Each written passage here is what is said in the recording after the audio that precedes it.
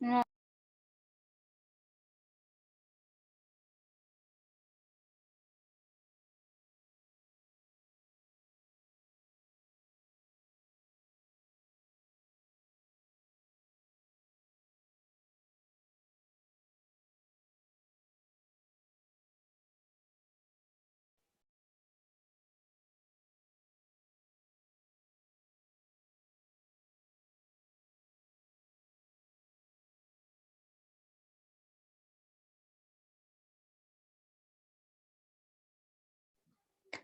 Mbak Zazana Ulfa mungkin salah masuk, Kak.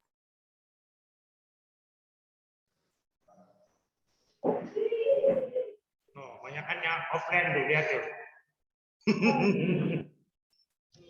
Kalau kita usah banyak ya? Nggak usah buka. Ngapain dibuka? Kan ini offline. Hujan di Lenek, Pak. Hujan besar di Lenek, Pak. Teknologi. Udah hujan, Pak. Hujan di Lenek, Pak.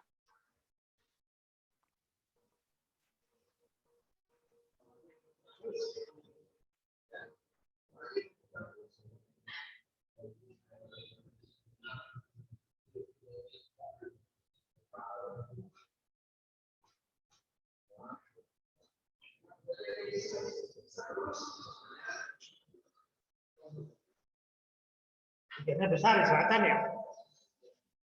Di utara ya? Besar katanya juga.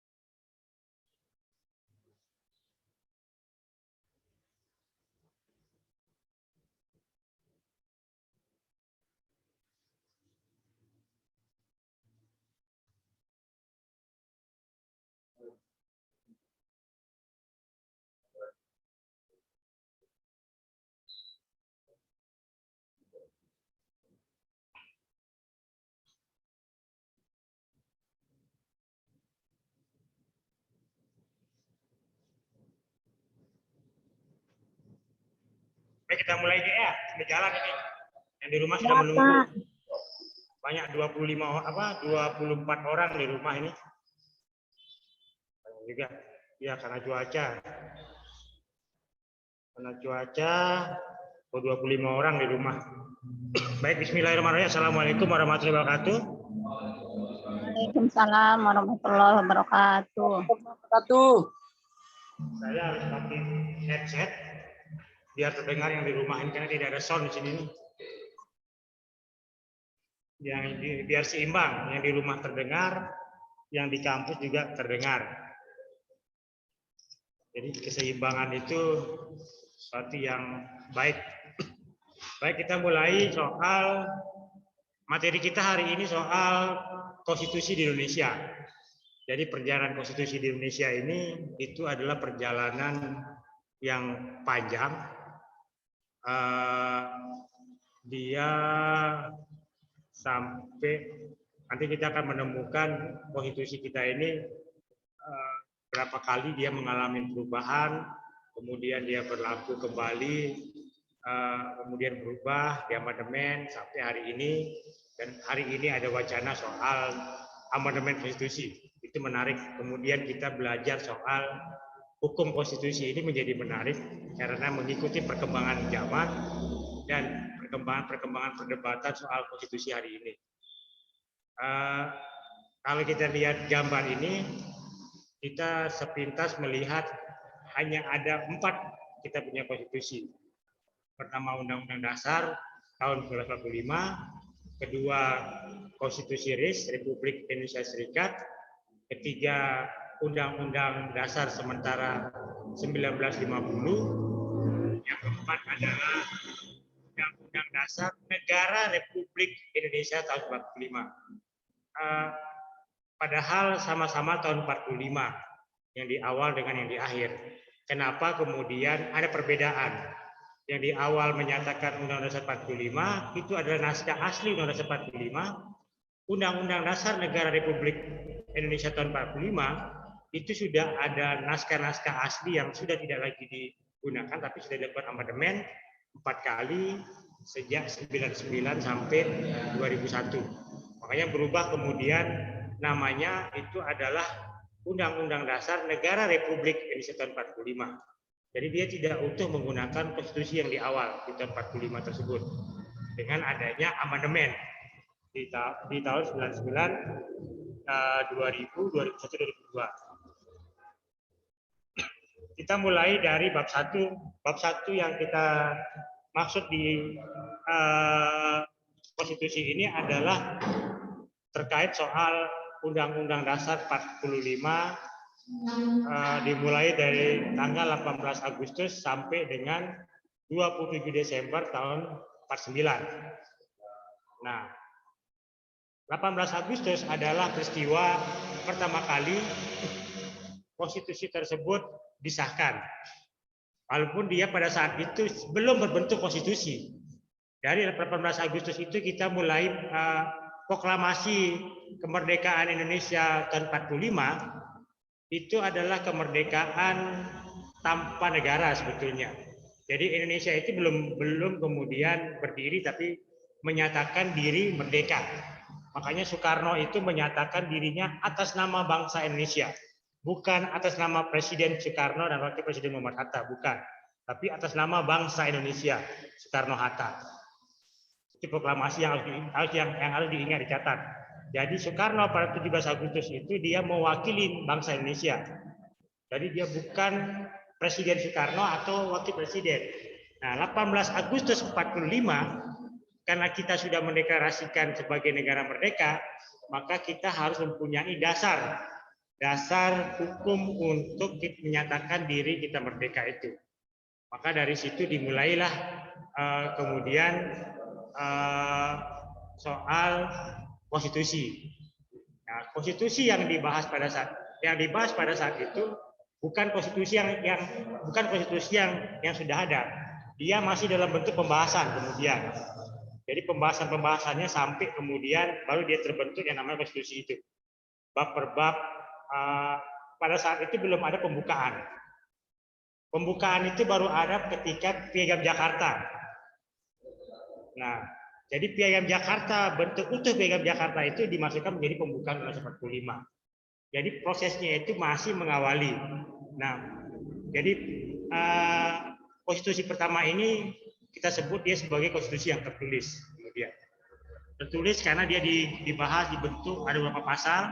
Ada 37 pasal, 16 bab, 2 aturan peralihan.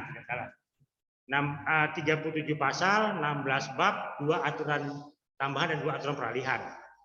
Jadi Undang-Undang Dasar 45 merupakan dasar negara Indonesia yang dituangkan dalam suatu dokumen yang bersifat formal. Nah, itu dasarnya kemudian, dasar negara Republik Indonesia, dimulai dari konstitusinya. Nah, bukti Undang-Undang Dasar 45 adalah konstitusi yang tertulis, yaitu pada naskah Piagam Jakarta menjadi naskah pembukaan. Jadi naskah Piagam Jakarta itu menjadi pembukaan Undang-Undang Dasar 45 yang disahkan oleh Panitia Persiapan Kemerdekaan Indonesia (PPKI). Dari BPUPKI kemudian ke PPKI. PPKI yang kemudian menggodok naskah Undang-Undang Dasar 45. Dia membahasnya kemudian. Nah, pengesahan Undang-Undang Dasar 45 dikukuhkan oleh Komite Nasional Indonesia Pusat (KNIP) yang berlangsung pada tanggal 29 Agustus 45, bukan 18 Agustus, saya katakan. Jadi proses ini adalah proses pembahasan. Naskahnya sudah ada, kemudian naskahnya dibahas bersama. Ini naskah dari KNIP dari PPKI ya. Jadi dari PPKI, kemudian PPKI, naskahnya masih berbentuk naskah draft. Kalau bahasa draft atau bahasa naskah masih berbentuk belum final. Nah, 18 Agustus kemudian sampai ke 29 Agustus itu proses pembahasan. Nah, PPKI kemudian bukan yang mengesahkan. PPKI yang membahas sampai kemudian ada KNIP, Komite Nasional Indonesia Pusat. Jadi Komite Nasional Indonesia Pusat itu sejenis MPR pada saat itu. Karena MPR belum terbentuk. Dia sejenis Majelis Permusyawaratan Rakyat. KNIP itu yang kemudian mengesahkan. PPKI ini kan menghantar kemerdekaan. Setelah dia menghantar kemerdekaan, terbentuklah KNIP yang membahas itu di tanggal 18 Agustus 29. Nah, perdebatan di situ kemudian ada memasukkan pembukaan Undang-Undang Dasar 45 yang diambil dari Piagam Jakarta. Makanya kemudian di situ bahasanya demi Tuhan Allah Subhanahu wa taala, tidak salah di pembukaan itu. Itu diisi piagam Jakarta. Nah, naskah rancangan Undang-Undang 45 Indonesia disusun pada masa sidang kedua BPU PKI. Jadi sidang BPU PKI, kemudian PPKI, proses kemerdekaan, kita sudah merdeka, harus segera disahkan sebagai dasar negara. 29 Agustus baru disahkan oleh PNIT.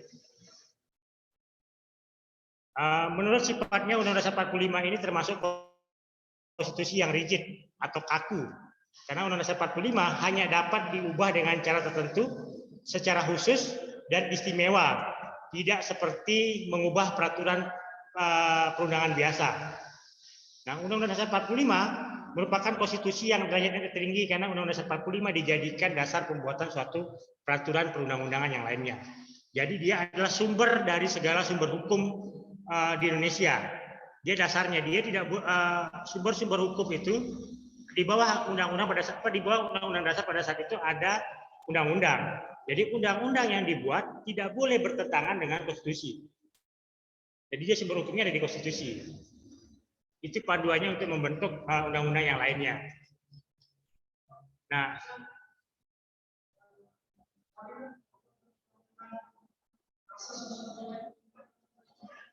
gimana?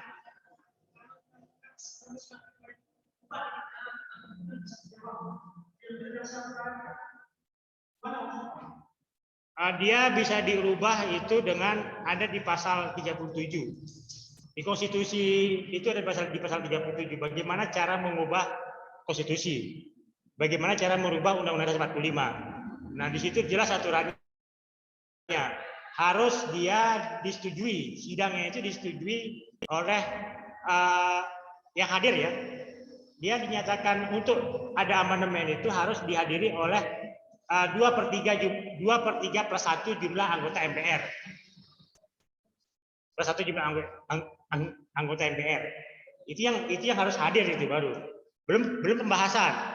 Nah, pembahasan bisa dilakukan, perubahan bisa dilakukan itu dengan syarat 2/3 dari yang hadir tadi itu. 2/3. 2/3 plus 1. Kita anggap anggota MPR ini 1.000 orang ya. Kita analogikan begini, jumlah anggota MPR ini 1.000 orang. Jadi pengusulan amandemen itu disetujui atau tidak disetujui itu wajib dihadiri oleh 2/3. Nah, 2/3 itu berarti 750 plus 1. Berarti 751 orang harus hadir. Kalau dia kurang tidak bisa dilaksanakan sidang kan? Itu belum bicara soal setuju atau tidak setuju. Nah, 2/3 itu harus hadir di dalam sidang MPR. Nah, kemudian dia sidang. Untuk setuju dilakukan amandemen itu harus 2/3 dari 750 tadi itu plus 1. Plus 1 itu sebagai angka ganjil untuk menentukan apakah dia ikut atau tidak. Makanya plus 1 penentu. Kalau di dalam sidang-sidang itu 1 itu selalu menjadi penentu. Makanya dalam sidang semua selalu dengan ganjil. Ya, tidak boleh genap. Karena ganjil nanti akan menentukan. Tidak boleh genap. Karena ganjil nanti akan menentukan. Panjang, tidak sederhana.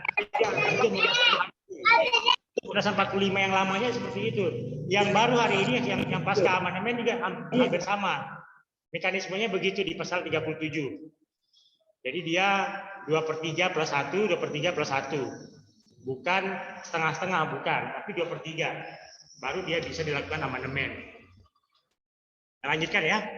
Dan lembaga tertinggi dan lembaga tinggi negara. Jadi di Undang-Undang Dasar 45 itu kita mengenal 2 lembaga. Ada lembaga tertinggi dan ada lembaga tinggi. Lembaga tertingginya itu adalah MPR. Nah, MPR punya kekuasaan untuk membentuk undang-undang. Itu yang kemudian ada namanya TAP MPR. pada zaman itu. Kemudian MPR membentuk GBHN karena presiden menjalankan GBHN yang dibuat oleh MPR. Makanya presiden dianggap presiden kemudian menjadi mandataris MPR. Jadi ya, di situ posisinya. Kemudian presiden bisa dijatuhkan oleh MPR. Nah, karena kita tidak menganut sistem presidensil. Padahal di dalam konstitusi kita menganut presidensil. Yang namanya sistem presidensil, presiden tidak bisa dijatuhkan oleh parlemen. Yang bisa menjatuhkan presiden adalah rakyat, kemudian sistem presidensil. Tapi kan abu-abu kemudian. Nah, di bawah di DPR apa yang menjadi anggota MPR itu ada presiden, kemudian ada DPR. Di dalam DPR itu kemudian ada juga anggota MPR itu adalah utusan golongan, utusan pemuda, utusan ABRI. Masih ingat pada saat itu ada utusan ABRI. ABRI masuk ke politik itu.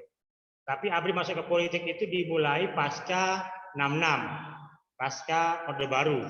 Orde Baru kita tidak mengenal unsur dari ABRI. Yang ada dari unsur daerah, golongan, ormas, suku itu masuk di dalam unsur dari MPR. Presiden, Dewan Pertimbangan Agung ini adalah penasihat dari presiden pada saat itu dibuat. Kemudian ada DPR, Badan Pemisah Keuangan (BPK) dan Mahkamah Agung.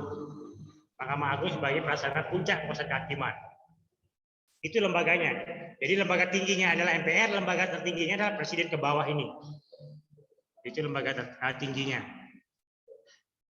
Nah, sistem ketatanegaraan kita pada saat itu bentuk negaranya adalah negara kesatuan, bentuk pemerintahannya adalah republik, sistem pemerintahannya presidensial. Yang namanya presidensial, parlemen tidak bisa menjatuhkan presiden sebetulnya. Itu presidensial. Tapi ini kebalikannya. Presiden MPR parlemen bisa menjatuhkan presiden. Korbannya adalah Soekarno, Gus Dur. Itu korban dari sistem pemerintahan sistem tadi itu parlemen yang menjadi presiden selaku mandataris MPR itu bisa dijatuhkan. Bukan tidak sah kemudian kita belum memilih jalur tegas bahwa presidensial itu adalah bukan kekuatan parlemen, kekuatan rakyat yang kemudian. Jadi pengawasnya adalah rakyat. Secara ini nggak boleh parlemen menjatuhkan presiden. Tapi di dalam konstitusi kita pada saat itu bisa dilakukan karena dianggap sebagai mandataris MPR. Itu posisinya. Karena sistem pemilihannya pun sistem pemilihan perwakilan bukan langsung. Pemilihannya kan dilakukan di MPR. Makanya MPR kemudian mengangkat presiden selaku mandataris MPR. MPR kemudian mengawasi kinerja presiden dari GBHN yang dibuat, garis besar haluan negara. Situ. Makanya hari ini kan ada wacana amandemen. Wacana amandemen konstitusi hari ini adalah terkait soal masa jabatan presiden atau pemilu ditunda, dua hal itu. Tapi hati-hati, tidak ke situ arahnya kalau ketika amandemen. Semua ahli memprediksi ketika keran atau pintu amandemen dibuka, bukan hanya soal pemilu atau jabatan presiden 3 periode, tapi MPR membuka peluang untuk kembali pemilu itu dilakukan di MPR dan akan membentuk GBHN. Jadi di situ kemudian dan satu lagi adalah soal kekuasaan dan kewenangan DPD. Saya ini kan saudara sama DPR nih, sama dong harusnya kewenangan saya sama DPR. Itulah keinginan DPD. Itu yang terjadi. Prediksi peluangnya akan ke sana terkait dengan soal pelebaran soal amandemen. Jika keran amandemen dibuka. Nah, bab kedua.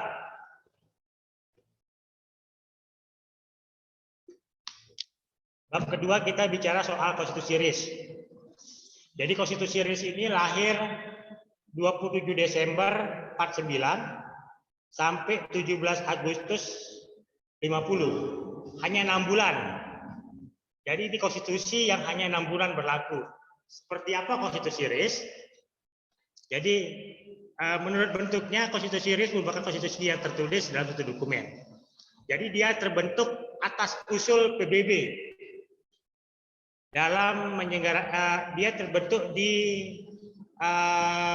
konferensi meja bundar KMB di Den Haag. Kenapa dia terbentuk? Pada saat itu pasca Amerika menang Perang Dunia Kedua, ketika Jepang terbentuk lutut sama Amerika, Hiroshima Nagasaki ya. Jadi Perang Dunia Kedua ini kan dimulai 1942 sampai dengan 45. Belanda itu salah satu negara yang kemudian menjadi sekutu Amerika sebagai pemenang perang. Jadi Amerika ini pemenang Perang Dunia Kedua, awalnya Jerman. Jadi bom atom itu, saya cerita sedikit, bom atom itu bukan targetnya adalah Jepang, tapi target utamanya adalah Jerman. Jadi dia mau menghancurkan Jerman dari Nazi. Tapi Jerman keburu sudah kalah. Antek dari Jerman adalah Jepang. Perlu diingat. Jadi antek dari Jerman adalah Jepang. Akhirnya Jepang lah yang kemudian jadi korban dari Nagasaki dari Hiroshima. Itu ide awal itu bom atom itu disiapkan untuk Jerman sebetulnya. Tapi Jerman sudah 1944 itu sudah menyerah.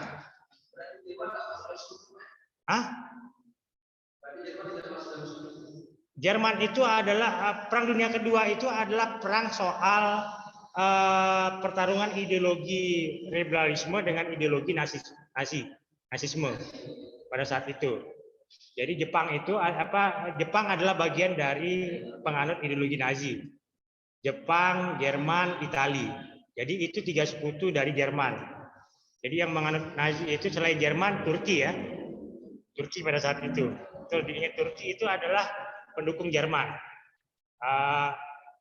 Pasca Jerman hancur 44, kemudian diserang adalah Belanda. Nah, Jepang. Nah, ketika Amerika menang perang, Belanda minta bantuan kepada Amerika untuk membantu dia ke Indonesia. Karena dia tidak rela atau dia tidak sudi Indonesia merdeka. Makanya datanglah Belanda dengan membonceng tentara Nika. Tentara Nika yang kita kenal hari ini adalah NATO. Cikal bakal berdirinya NATO itu dimulai dari Nika. Itulah NATO. Kita kenal hari ini ada NATO. Nah, karena dia adalah pemenang perang Pasifik pada saat itu ya, pemenang Atlantik dan Pasifik. Atlantik itu adalah Jerman, Pasifik itu adalah Jepang. Nah, itu. Datang Nika, makanya agresi militer Belanda pertama 46 itu yang kemudian melahirkan perjanjian Linggarjati. Nah, perjanjian Linggarjati gagal, terjadilah agresi militer Belanda kedua pasca pemberontakan PKI 48 di Madiun. Dan PKI melihat Indonesia dalam keadaan kosong kekuasaan. Akhirnya dia memberontak untuk menguasai pemerintahan, tapi gagal. Makanya kegagalannya itu terjadilah kemudian agresi militer Belanda kedua 49. Makanya 49 itu ketika Belanda kalah di Yogyakarta serangan 1 Maret, akhirnya terjadilah konferensi meja bundar di Den Haag. Saat itu yang menjadi negosiatornya adalah Muhammad Hatta, Sahril, yang sekolah-sekolah di Belanda itu Muhammad Hatta, Sahril, satu lagi itu Sapudin Prawira Negara. Sapudin Prawira Negara pada saat itu menjadi presiden darurat. Jadi dia pengendali PDRI, Pemerintahan Darurat Republik Indonesia di Bukit Tinggi. Jadi ketika agresi militer Belanda pertama ini kan Belanda ini Kalau kita tangkap Soekarno dan Hatta dan kita asingkan, maka Indonesia sudah tidak ada. Itu menurut pikiran mereka. Tapi dia lupa, sebelum Soekarno ditangkap itu, Soekarno sudah memerintahkan Sapudin Wira Negara sebagai presiden darurat. Makanya pemerintahan Indonesia itu berlangsung di Bukit Tinggi, di Padang, sampai ke Palembang tidak salah. Jadi dia berpindah-pindah pemerintahan itu di Sumatera itu, karena telegram pada saat itu yang paling canggih telegramnya yang ada di Padang. Hanya Padang yang bisa mengirim informasi ke luar negeri bahwa Indonesia itu masih, bukan tidak ada. Kalau kata Belanda di luar negeri, Indonesia itu sudah betul-betul dan presidennya sudah kita asingkan, kita sudah tahan katanya. Tapi yang menjalankan pemerintahan ada PDRI. Di Jawa itu ada Sudirman. Di Yogyakarta itu ada Sri Sultan Hamengkubuwono. Dia selaku Pangap kemudian, selaku Menhan, Menteri Pertahanan. Pangapnya itu adalah Sudirman. Jadi ada 3 sistem perang yang kemudian mencapai puncaknya pada saat serangan umum 1 Maret. Bukan Soeharto ya. Soeharto hanya 1 pasukan terkecil.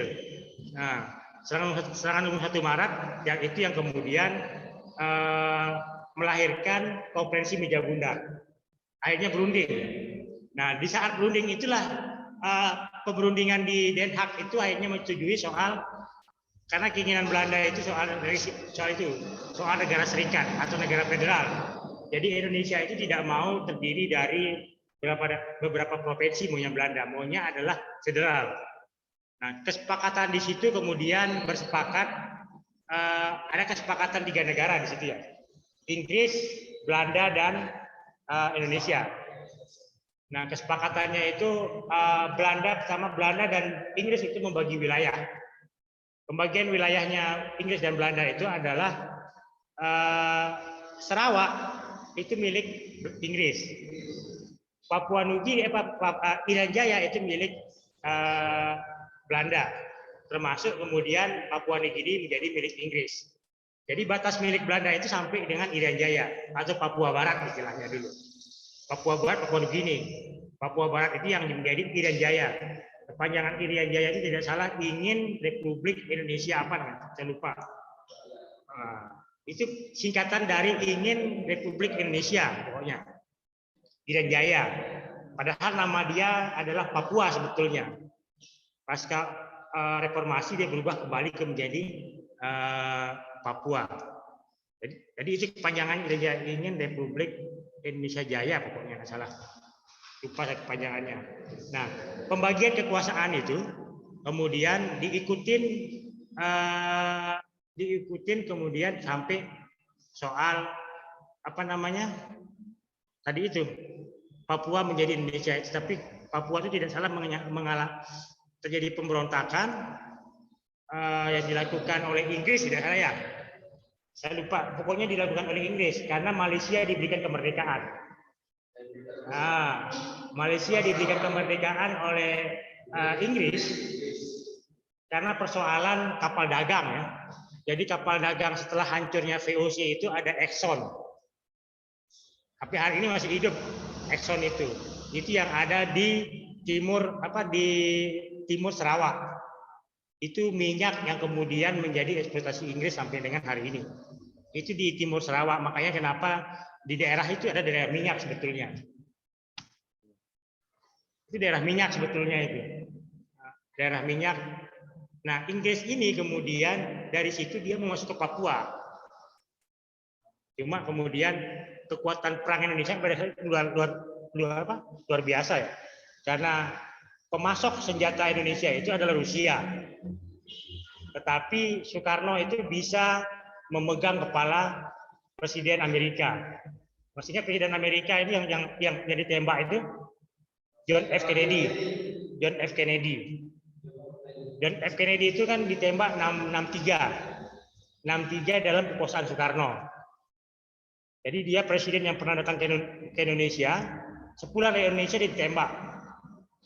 Itu John F. Kennedy. Persenjataan Indonesia itu disuplai oleh Rusia, oleh Uni Soviet, istilahnya dulu waktu itu Uni Soviet. Jadi Soekarno ini bisa pegang 2 kepala negara besar itu di zaman itu. di zaman Soekarno. Dari pergian Soekarno soal KTT Asia Afrika dan KTT non-blok, dua KTT yang dikuasai itu. Nah, itu luar biasanya Soekarno. Karena itu hebatnya Soekarno. Jadi ketika Malaysia dikasih merdeka, dia lawan perang Inggris. Tapi Inggris tidak berani. Kalau dia berani perang sama Inggris, pasti pada saat pertempuran di Irian Jaya itu pasti perang. Tapi kan tidak berani dilawan sama Amerika. John F. Kennedy ditembak, 66 Soekarno digulingkan. Itu peristiwanya kekuatan Soekarno.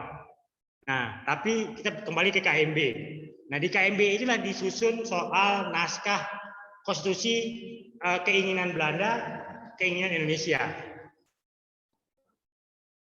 Target Soekarno atau Hatta pada saat itu yang penting dia ada janji diikutin.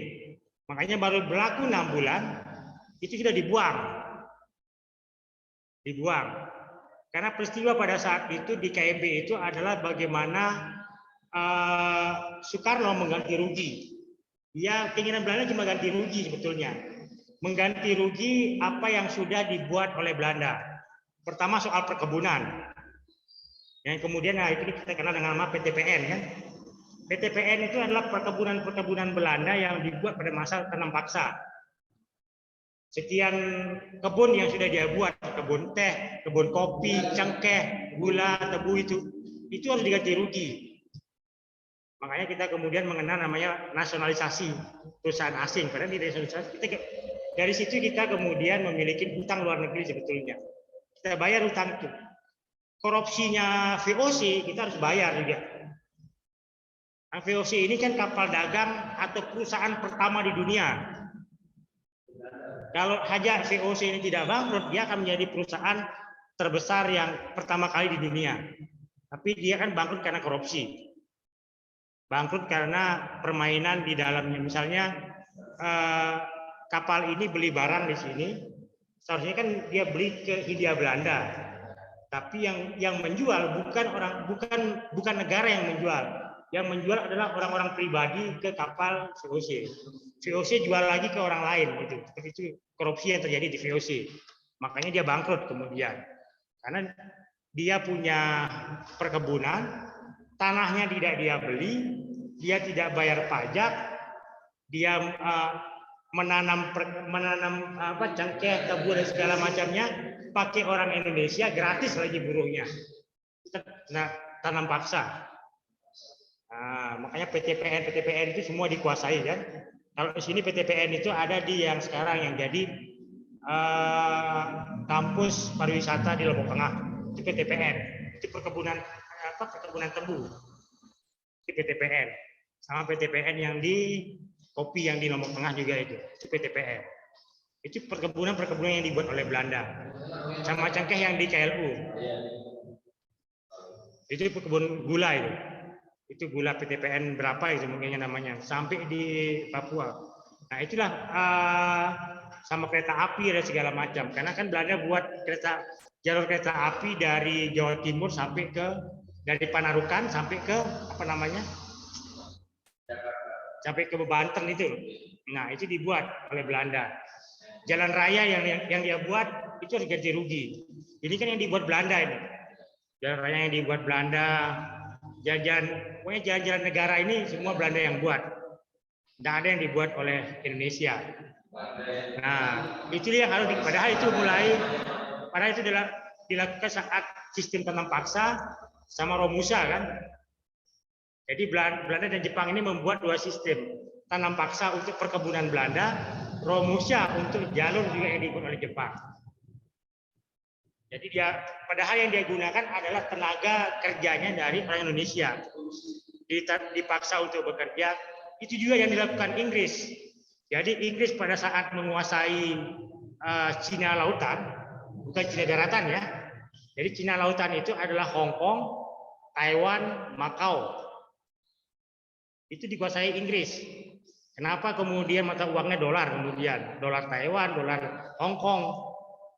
Nah, Cina hari ini menyatakan itu wilayah saya, bukan wilayah merdeka. Itu Cina Tiongkok hari ini. Makanya sama seperti hari ini Rusia mengatakan Ukraina itu wilayah saya. Nah, seperti itulah hari ini Cina. Makanya Taiwan itu sangat maju seperti Tiongkok, tapi dia punya mata uang dual. Padahal itu wilayahnya Cina, karena sudah jadi. Tapi orang-orang Taiwan tidak mau menjadi orang Cina. Padahal dia Cina. Ini kan sejarah dari kolonialisme kemudian. Sama seperti India. India ini juga sejarah kolonialisme Inggris. Revolusi India itu bukan revolusi besar. Revolusi India itu dimulai dari revolusi garam. Garam yang dimonopoli oleh perusahaan Inggris. Ya, revolusi garam yang dimonopoli oleh perusahaan Inggris, gitu. Nah, kalau revolusi Indonesia ini kan revolusi soal tadi itu soal tanam paksa. Orang-orang Indonesia dipaksa untuk menanam kebutuhan pokok orang-orang di Eropa. Yang itu yang dijual ke Eropa kemudian. Nah, menurut data itu kayu-kayu yang ada di Belanda itu adalah kayu-kayu dari Kalimantan dan sebagainya. Orang Eropa itu tidak punya hutan. Hasil bumi semua dibawa ke luar negeri kemudian. Sama seperti Amerika misalnya. Amerika itu kayak emas dan segala macam semua dibawa dari Freeport, dari minyak dan segala semuanya. Nah, seperti itulah. Itu kolonialisme itu seperti itu. Jadi kolonialisme itu membuat Eropa itu menjadi kaya. Tadi kita bilang ada Exxon di timur Kalimantan misalnya. Jadi Inggris sengaja membuat Brunei Darussalam merdeka, sengaja membuat Malaysia merdeka, sengaja memberikan Indonesia kemudian kepada Belanda. Itu pokok persoalannya adalah supaya tidak ada komunikasi soal kemerdekaan di antar negara itu. Misalnya Filipina dengan Spanyol, tapi pasca kalah Spanyol itu oleh Amerika, itu dimiliki oleh Amerika kemudian. Itu Filipina. Nah, itulah konstitusi RIS. Kemudian konstitusi RIS itu seperti itu. Jadi kesepakatan itu dicoba dibawa ke meja negosiasi oleh Hatta untuk diterima sementara waktu. Baru 6 bulan berlaku, kemudian digantilah konstitusi kita menjadi konstitusi Undang-Undang Dasar sementara. Nah, di konstitusi RIS itu tidak ada bicara soal pemilu dan segala macam. Yang ada paling pokoknya adalah soal kita harus bayar hutang ganti rugi pada Belanda. Nah, disitulah mulai kita akan mengenal namanya hutang luar negeri.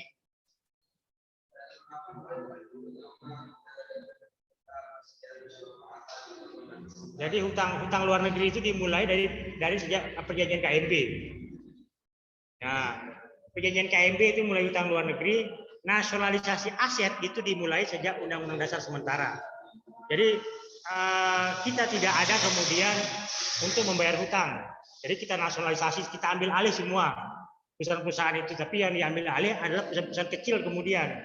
Yang besar-besar sudah tertuang dalam perjanjian KMB yang tidak bisa kita tolak kemudian. Jadi Belanda akan keluar dari Indonesia kalau dia membayar ganti rugi terhadap soal perkebunan, jalan, bangunan. Karena dia banyak bangun perkantoran-perkantoran itu. Kalau di sini kan yang di Ampenan itu yang harus kita ganti rugi. Kantor pajaknya yang di Kopang, kantor pajaknya yang di Selong sampai Labuan Haji itu harus kita ganti rugi bangunan-bangunan itu. Nah, disitulah kemudian. Nah, bentuk ketatanegaraan adalah negara serikat. Bentuk pemerintahannya adalah republik. Sistem pemerintahannya ada parlementer. Nah, parlementer yang kita kenal adalah sistem dalam sebuah negara yang menganut sistem kerajaan.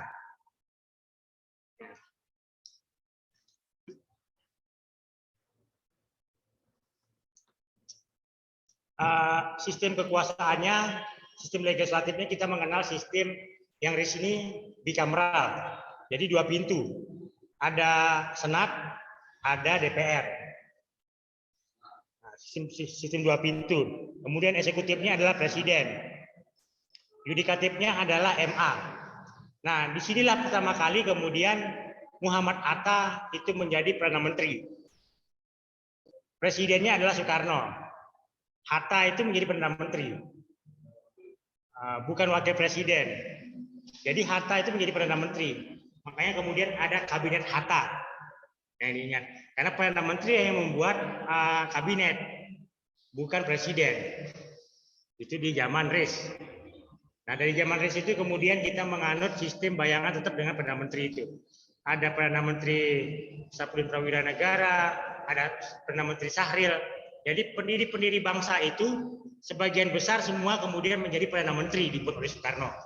Sampai kemudian di akhirnya Soekarno melahirkan yang namanya Dekret Presiden 5 Juli yang menjadi demokrasi terpimpin. Kita bahas itu. Nah, lembaga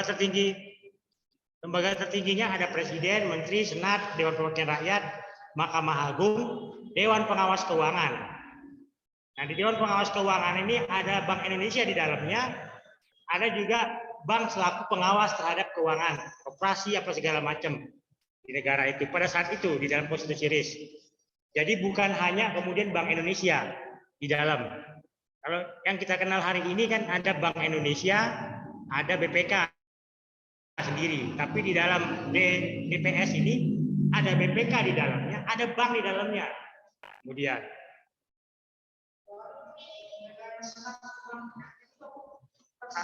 Senat itu lembaga perwakilan dari daerah. Kemudian dia kalau sekarang yang namanya DPD, fungsinya sama kalau sekarang namanya DPD ya.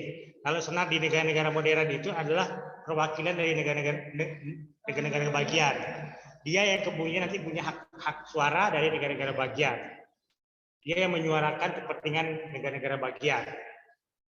Kalau sekarang itu DPD dari masing-masing provinsi. Dari provinsi masing-masing 4 orang kan. Senat. Makanya hak bicara dan hak keuangannya hampir sama dengan DPR. Tapi kenyataannya, makanya itu yang kemudian kalau amandemen, DPD ini akan minta kewenangan yang sama dengan DPR. Jadi dia punya kewenangan untuk membahas undang-undang dan segala macam.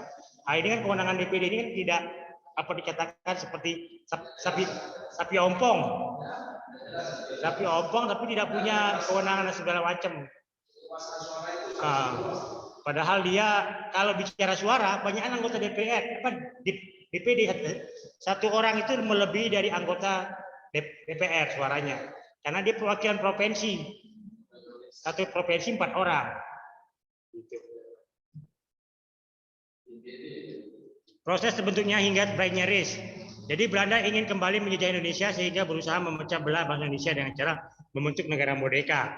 Nah, untuk mewujudkan keinginan mereka tersebut, mereka mengadakan penyerangan kembali, jadi katakan soal agresi militer Belanda pertama dan kedua. Kemudian mendirikan KMB. KMB ini peristiwanya 23 Agustus sampai dengan 2 September. Itu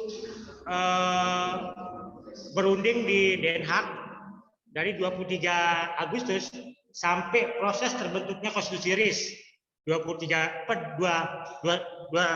September. Jadi peristiwa itu sekitar 10 hari ya. Itu atau 9 hari. 9 hari negosiasi sampai terbentuknya konstitusi RIS di Den Haag. Jadi konferensi itu diwakili Indonesia, BPO. BPO ini adalah Belgian Forum for Federal Overrecht. Yaitu gabungan negara-negara boneka yang dibentuk Belanda. Dan Belanda serta di sebuah komisi PBB untuk Indonesia. Jadi BPO itu ada negara-negara bagian di Indonesia itu sisa Hindia Belanda sebetulnya. Sisa Hindia Belanda yang mewakili Belanda kemudian ikut berunding di Den Haag bersama pemerintah Indonesia. Jadi orang Indonesia tapi dia adalah orang Hindia Belanda. Kemudian itu dibawa juga ikut berunding apa keinginannya. Salah satunya orang Hindia Belanda yang ikut ke Den Haag itu adalah Sukawati. Sukawati, kalau kita ingat kan Sukawati nama tempat di Bali. Padahal Sukawati itu adalah presiden negara Indonesia Timur. Jadi presiden negara Indonesia Timur itu ibu kotanya di Ujung Pandang, di Makassar. Nah pada waktu itu yang menjadi tentaranya adalah Westerling. Westerling, pemberontakan Westerling.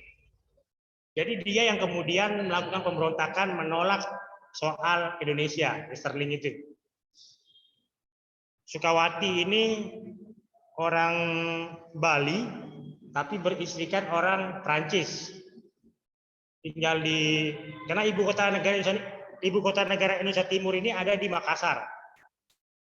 Jadi presidennya itu Sukawati, wakilnya salah dari Makassar. Ibu kotanya ada di Makassar. Itu yang membuat posisi tawar Bali itu lebih tinggi dari Lombok. Karena Lombok tidak pernah menjadi ibu kota. Ibu kota Sunda kecil itu ada di Singaraja. Sunda kecil pada saat itu menjadi bagian dari negara Indonesia Timur. Negara boneka yang dibuat oleh Belanda. Yang buat itu adalah Westerling. Masih ingat Westerling kan? Pemberontakan Westerling.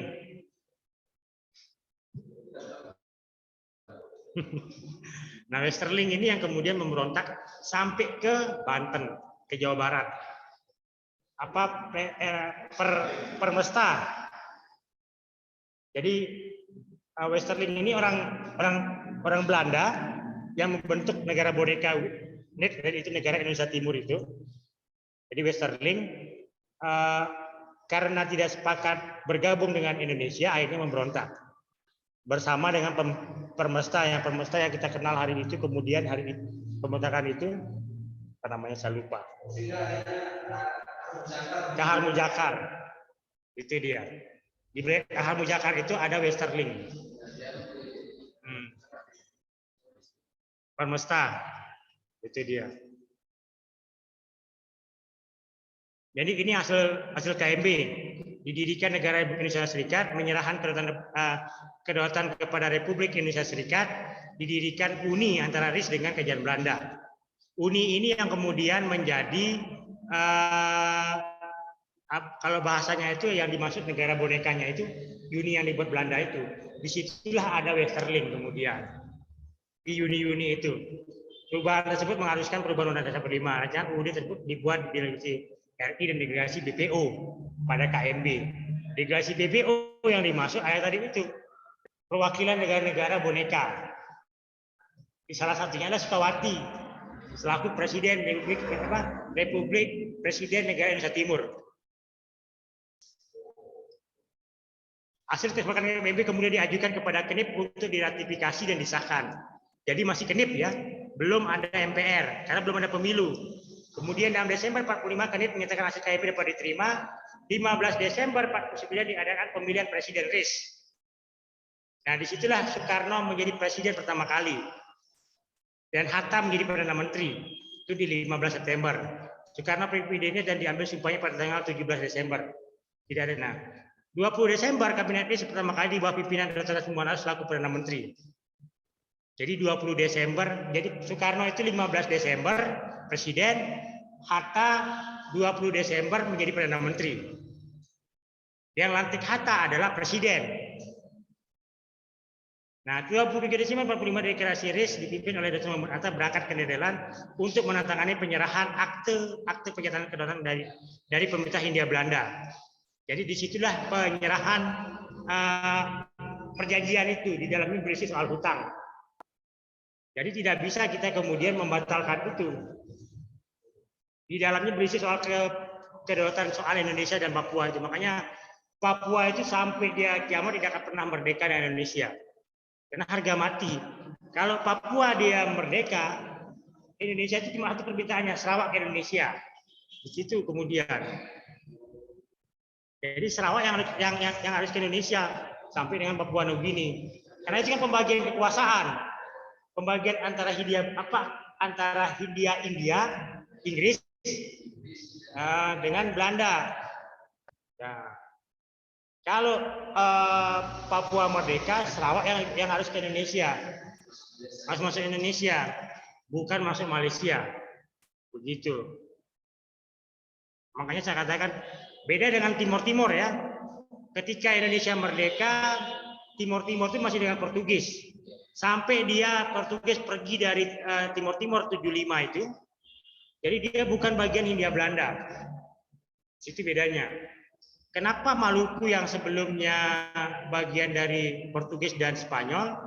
Karena dia sudah menyerah sama Belanda. Menyerah sama Belanda. Kemudian disitulah perbedaannya, sama dengan kalau Timur itu tidak pernah dilepaskan oleh Portugis sampai dengan Portugis kembali ke Portugis, ada disebut, makanya itu bedanya dengan Timur.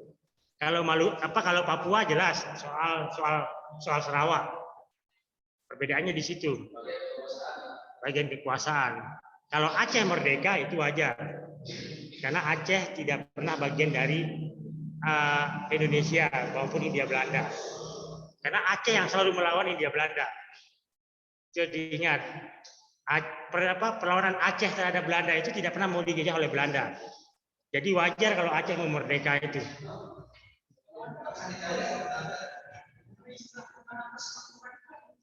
Negara persemakmuran itu negara-negara boneka yang dibuat Inggris. Jadi dia diberikanlah kemerdekaan sampai sekarang. Negara persemakmuran itu kalau di sini itu kan ada beda dengan Singapura ya. Singapura itu bukan negara persemakmuran, tapi itu adalah negara milik Inggris. Saya katakan karena Singapura itu dibeli. Jadi Singapura itu dijual oleh Raja Sabah kepada Raffles. Sampai sekarang, makanya di tengah-tengah Singapura itu ada patung Raffles. Karena itu wilayah yang dibeli oleh Raffles, dibeli oleh Inggris. Makanya ketika pertama kali Perdana Menteri Spanyol, Perdana Menteri Singapura, Perdana Menteri Singapura itu, saya lupa namanya. Siapa namanya? Itu kan dia sedang sekolah hukum di Inggris. Jadi dia diberikan kuasa atau mandat oleh Ratu Elizabeth untuk menjadi Perdana Menteri di Singapura tahun 59 tidak salah. Makanya Singapura itu kalau orang-orang Melayu disebut sebagai bentuk pengusiran orang Melayu dari tanah Singapura. Memasukkan orang Cina ya. Karena orang Cina pada saat itu digunakan sama seperti tanam paksa oleh Inggris untuk kerja rodi, istilahnya ya, kerja paksa itu di semua tempat. Yang digunakan oleh Inggris adalah orang-orang Cina. Makanya tidak heran orang Cina itu banyak di Kalimantan. Karena dibuat untuk membangun perkebunan Inggris di Kalimantan. Di Sarawak apa segala itu. Karena itu bukan tipikal orang Dayak atau orang Melayu. Warna kulitnya beda. Kalau orang Dayak kan mendekati orang Singapura kan. Indonesia, kalau Melayu beda lagi. Di situ perbedaannya. Kenapa banyak Cina? Ya karena di bawah Inggris. Untuk mengerjakan perkebunan orang Inggris. Itu yang dijual kan begitu orang-orang imperialisme ini datang, orang disuruh tanam paksa, disuruh kerja dan segala macam, tapi tidak dibayar. Hasilnya dibawa ke negaranya, dijual di negaranya. Termasuk Indonesia, kebun kopi, cengkeh, pala dan seterusnya.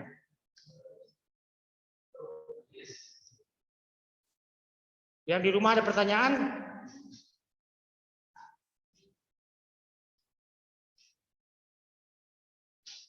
Jadi ini. Sedikit, Pak. Ya, silakan. Tadi sempat disinggung masalah DPD itu kayak sapi ompong.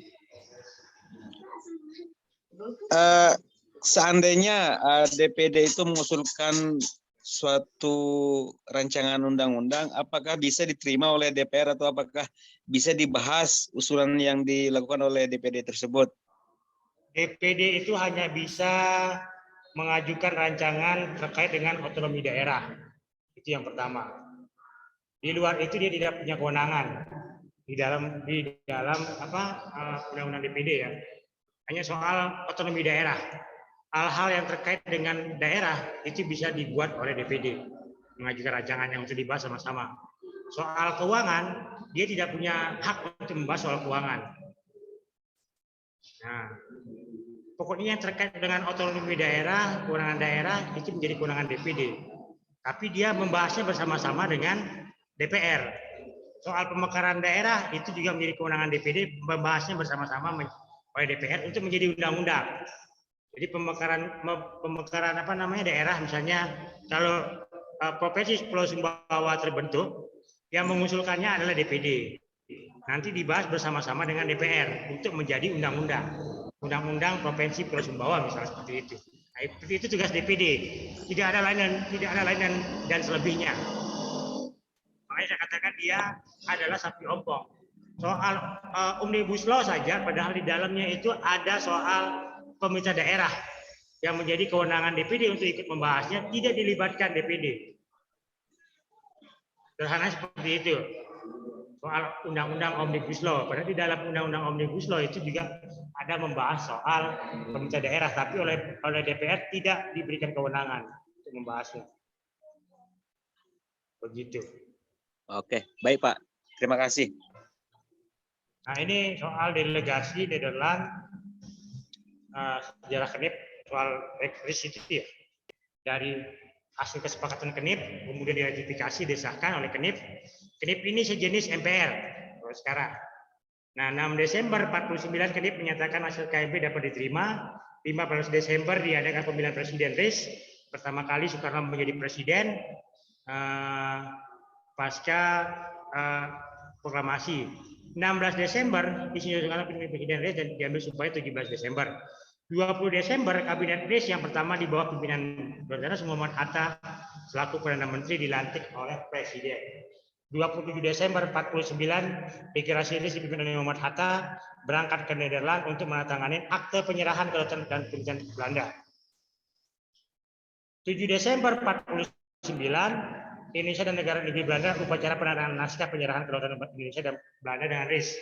Jadi tanggal 7 Desember itulah negara Hindia Belanda sudah tidak ada. Itu akhir dari negara Hindia Belanda. Jadi Hindia Belanda itu adalah negara. Jadi dari situlah 17 Desember Hindia Belanda sudah hilang dari peta. Kemudian adapun yang menjadi negara-negara bagian dari RI berdasarkan pasal 2 Konstitusi RIS itu ada negara Indonesia Timur. Yang tadi kita katakan negara boneka Belanda di bawah Sterling. Jadi negara Indonesia Timur, negara Sumatera Timur, negara Sumatera Selatan, negara Madura, negara Jawa Timur, dan negara Pasundan. Sedikit. Negara Indonesia Timur itu Maluku, NTT, kecuali Papua ya, karena belum dirilis itu. Di situ kemudian jadi kesepakatan, baru dia kemudian bicarakan itu. Jadi 49, 5 berapa merdeka Malaysia? 31 Agustus tahun 50 berapa itu pokoknya, mendekati samaan peristiwanya pokoknya. Cari peristiwa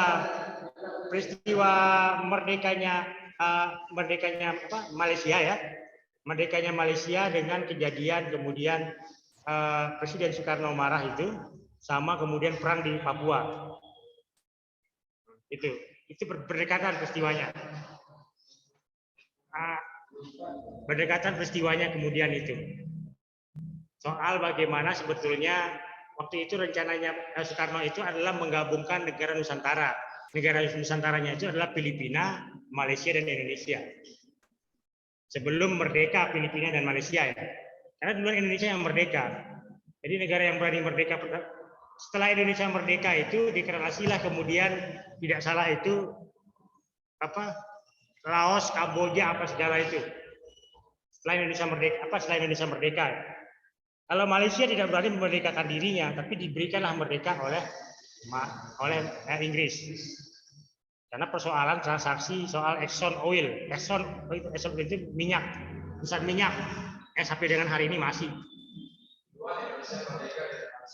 Duluan Indonesia merdeka. 5 berapa? Nah, 57 itu peristiwanya. Peristiwanya kemudian Papua.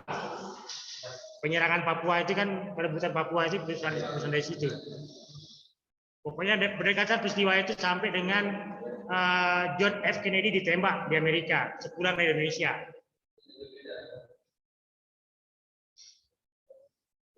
RIS sudah ya, RIS.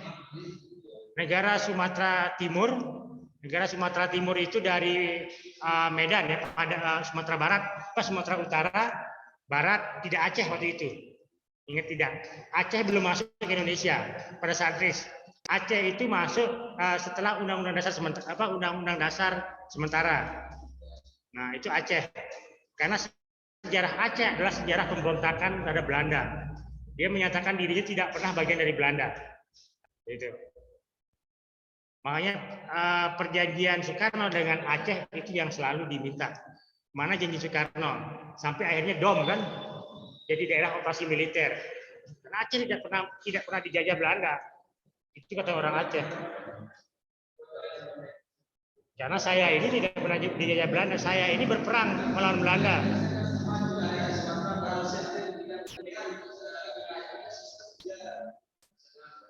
Itu yang katakannya. Kita ini berhutang budi sama orang Sumatera Barat. PDRI tadi gitu. Kalau tidak ada PDRI, tidak ada Indonesia. Itu. Pemerintahan Darurat Republik Indonesia, PDRI. Yang Syafruddin Prawidan Negara. Kalau tidak ada orang Padang, tidak ada Indonesia. Makanya pendiri bangsa ini kan orang-orang Padang semua. Syahrir, Hatta, Tan Malaka, semuanya ada pemikir-pemikir dari Sumatera Barat. Itu pemikir Indonesia. Selain Soekarno ya. Soekarno kan kelompok-kelompok yang kemudian Soekarno, Semangun dan segala macamnya itu yang di luar itu. Tapi pemikir-pemikir Republik ini itu ada di Sumatera Barat.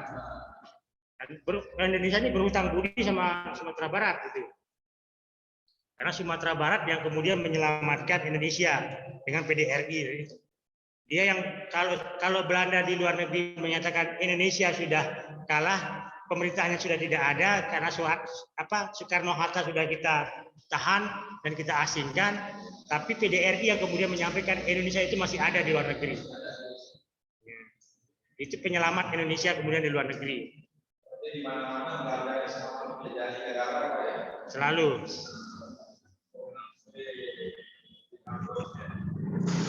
Pak, mau bertanya sedikit, Pak. Ya. Terkait dengan negara RIS atau konstitusi RIS, maksudnya di mana sejarahnya itu Inggris membentuk negara-negara boneka. Ya. Dan itu Insinyur Soekarno sebagai presiden RIS. Nah, yang saya mau tanyakan itu sebab dibubarkan negara RIS ini apa, Pak? Sehingga lahirnya UUDS 1950. Kita masuk ke sana, ke materi kenapa RIS dibubarkan, kenapa ke Undang-Undang Dasar RIS. Mungkin hanya itu, Pak. Ya. Nah, ini kita masuk ke sana ada ini. Jadi selain PDRI juga mengatur tentang sistem pemerintahan yang digunakan. Jadi Perdana Menteri itu Perdana Menteri diangkat oleh Presiden, bukan oleh Parlemen sebagaimana rajimnya. Selama ini kan Perdana Menteri di beberapa negara itu diangkat oleh Parlemen. Parlemen yang mengangkat Perdana Menteri, bukan Presiden. Tapi di Indonesia itu, di zaman RIS itu Presiden yang mengangkat Perdana Menteri. Kemudian Kabinet dibentuk oleh Presiden, bukan oleh Parlemen. Yang keempat, kelima Presiden RIS menduduki jabatan rangkap, yaitu sebagai kepala negara sekaligus sebagai Presiden RIS. Nah, kalau kepala pemerintahan yang ada di Perdana Menteri. Kemudian Presiden adalah kepala negara yang kekuasaan tidak dapat diganggu, gugat dan dipilih oleh orang yang dikuasakan oleh pemerintah daerah bagian. Itu yang kemudian di dalam konstitusi itu ada daerah-daerah bagian. Itu maksudnya adalah provinsi-provinsi. Nah, usia RIS baru 6 bulan mulai timbul berbagai pergerakan di negara-negara bagian. Negara-negara yang hendak bergabung dengan RI itu mewujudkan negara kesatuan Republik Indonesia. Nah, karena RIS dianggap tidak sesuai dengan jiwa dan semangat proklamasi 45. Jadi semangat kita adalah negara kesatuan. Kalau RIS itu, kalau Republik Indonesia Serikat itu sama dengan membentengin kemudian soal suku, agama dan segala macam. Itu di RIS ya.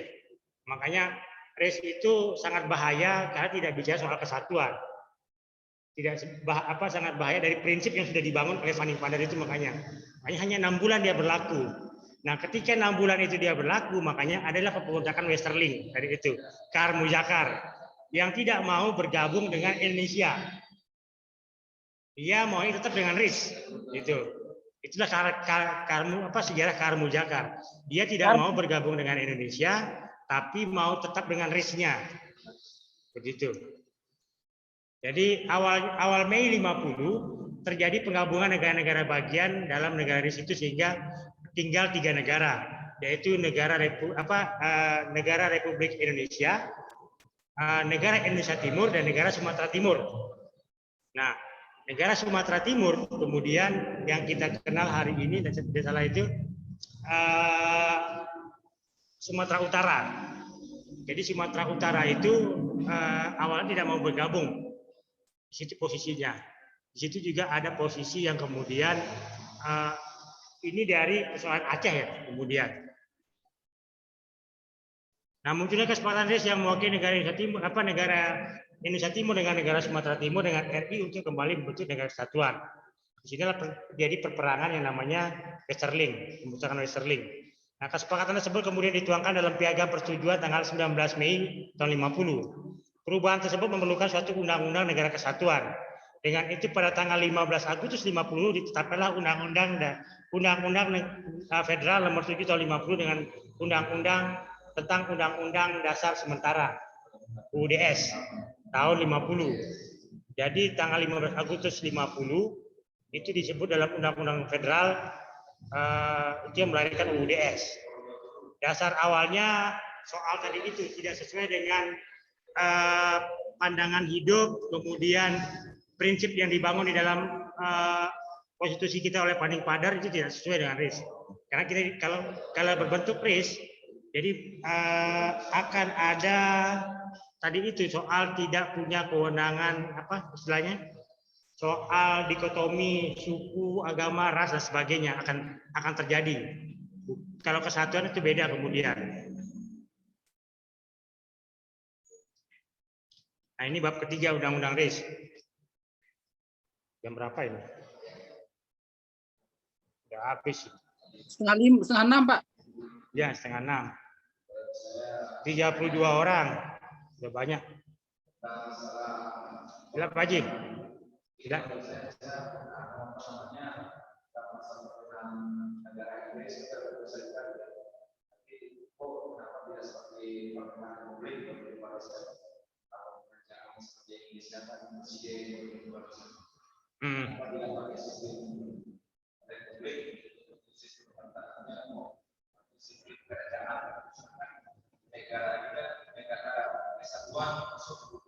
Di mana?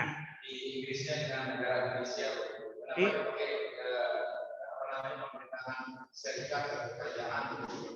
Inggris itu apa? Bukan republik seperti Prancis ya. Belanda pun bukan republik. Belanda itu parlementer. Tapi hukumnya menggunakan hukum yang dibuat oleh Napoleon. Karena dia adalah negara yang ditundukkan oleh Napoleon, salah satunya. Itu Belanda. Kalau Itali, karena dia bentukan dari negara Romawi kuno, yang kemudian menjadi Romawi kuno, yang Vatikan itu. Kalau Italia yang sekarang ini kan Italia yang lahir dari beberapa negara yang kemudian membentuk diri menjadi Italia dengan bentukan dari Jerman sebetulnya.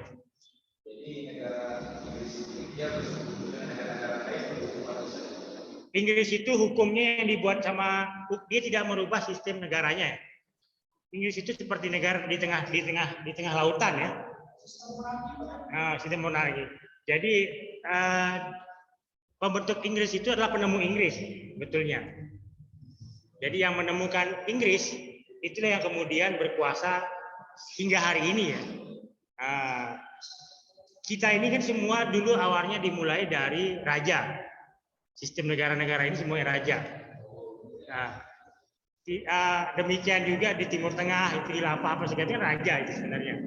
Yang tersisa hari ini kan seperti Raja Fat apa segala dari raja. Kemudian Ah,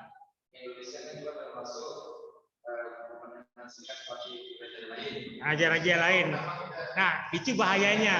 Kalau dibuat negara serikat, itu bahayanya.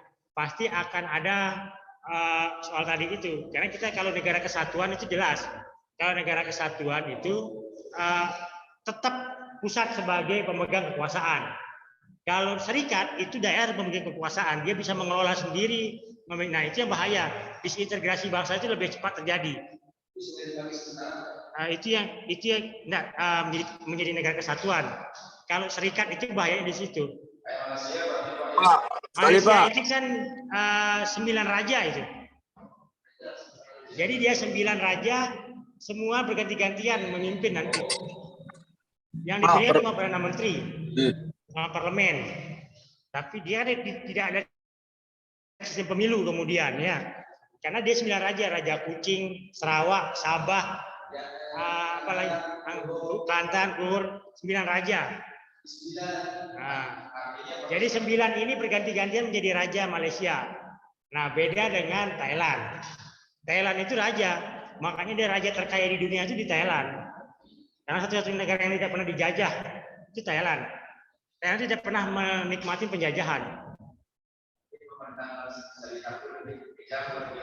Serikat itu lebih kejam karena dia gubernur negara bagian itu mengelola penuh negara bagiannya. Itu. Nah, kalau Indonesia diterapkan seperti itu bahayanya. Karena soal suku bangsa tadi itu, suku bangsa kita ini kan banyak,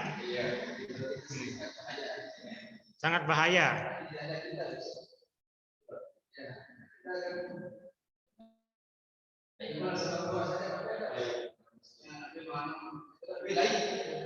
Saya akhiri ya. Berapa jumlah mahasiswanya ini? Pak, masih ada pertanyaan, Pak? Tiga, Pak. Ada pertanyaan nggak, Pak? Pertanyaan ditulis saja di chatnya. Ditulis biar bisa ditahui sama temennya ini. Nggak kedengaran yang di kampus ini. Yang di kampus kasihan tidak bisa mendengar pertanyaan dari rumah. Kita ketemu minggu depan ya. Saya akhiri ya. Sudah 5:30 ini. Absennya lewat mana, Pak? Jumlah mahasiswa berapa? Mahasiswa berapa? 33 yang Jo. 32 Jo. 32 orang. Yang pakai Zoom 33. Satu kelas berapa orang? Absen belum. Satu kelas berapa orang? Screenshot Semester 6 aja, masuk Pak. di Saja, Pak. 15 Zoom TN. sama tepat juga. Oh, iya, dia tidak bisa Kita absen bisa kita belum. ngambil konstitusi. Hah? Banyaknya? Satu kelas. Banyaknya? Satu kelas. Asal.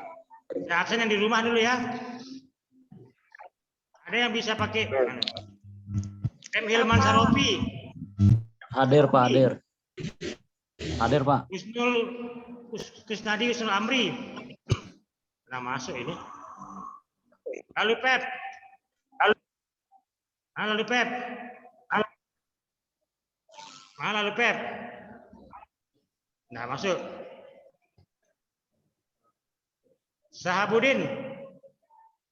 Hadir. Hudia Ramawati. Hadir, Pak. Yeti Helmira. Hadir, Pak. Lalu Rusdika. Hadir Pak, hadir. Lalu Irsan Riyadi. Lalu Irsan? Ada. Lalu Irsan mana? Lalu Irsan ada. Irsan ada. Muhammad Badri Akbar. Hadir, Pak. Hadir. Muhammad Farul Roji. Hadir Pak. Ini Pak. Muhammad Farul Roji mana? Ini Pak. Ini Pak. Muhammad Farul Roji mana? Ini Pak. Eni Nayosyah. Mana Weni? Wendri. Hadir. Muhammad Rifan Idris. Rifan Idris. Hadir Nama Pak, Rifan. dia tapi habis baterainya tadi nginfoin di grup. Baterai. Muhammad Rodiallah.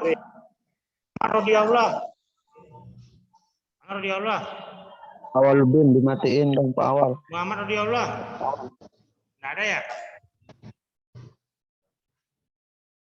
Awaludin. Mana Awaludin tadi itu? Hadir pada sen. Muhammad Hidayatul Wahid. Hadir Pak. Hadir pada sen Awaludin. Sri Ayu Romdani. Mana Sri? Siapa? Sri Ayu mana? Nggak ada ya?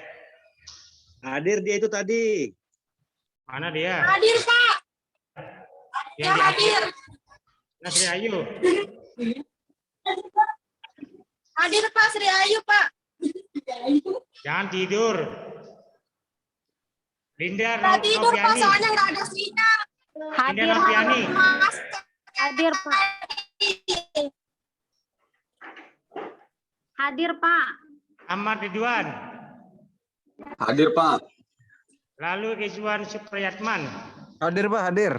Ulfa Rahma Jelita. Hadir Pak. Daeng Muzakir. Mana Pak Kades ini? Hadir, Pak. Ratu Sinta Rahmayasari. Mana Sinta? Hadir, Pak. Abdul Hakim. Hadir. Rajib Aspihani. Hadir. Muhammad Rifai, Pak Haji. Aulia Cahyawati. Hadir, Pak. Aulia, Pak. Lalu Hasenda Abu Fauzi. Hadir Pak, hadir. Nesya Rufa Adelian Simpatiko. Hadir ya. Pak. Hadir, Pak. Pak Adi. Ini di kampus dia. Marina Septianti. Marina. Baik, Siti Nurlaili Rizkika. Hadir Pak, hadir. Alvina Ratna Dewi. Hadir, Pak. Baik, Siti Maulidia. Hadir Pak. Arifani Akbar.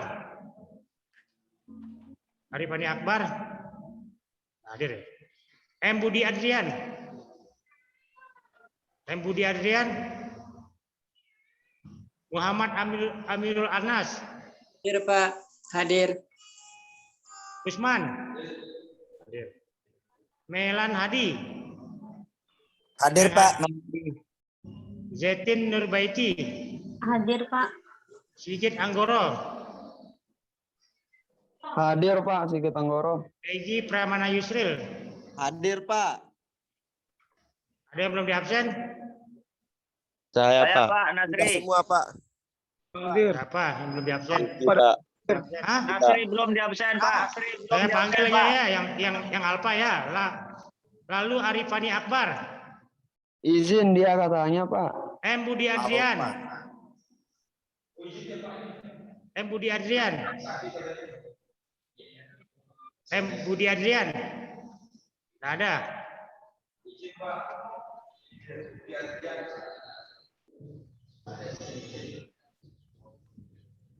Muhammad Rodiallah. Tidak ada. Lalu Irsan Riyadi. Tidak ada. Lalu Pep Teryadi. Kusnadi Usnur Amri. Tidak ada. Nah, yang lain itu sudah masuk, itu yang saya panggil tadi itu yang Alfa.